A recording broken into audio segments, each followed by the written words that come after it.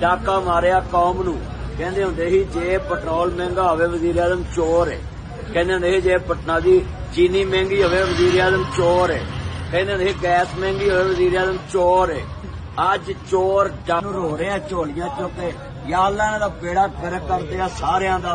मौला करीम इन्हां कौम नूं बददुआवां देण ते मजबूर कर दिता है।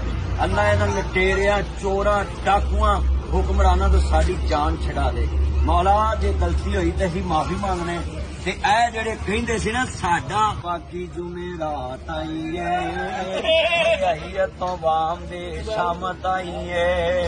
घ्यो वाली रोटी खानी औखी हुई है। जाके पकावा लोको चीनी महंगी हुई है। रोटी पूरी करिए या बिल तारिए।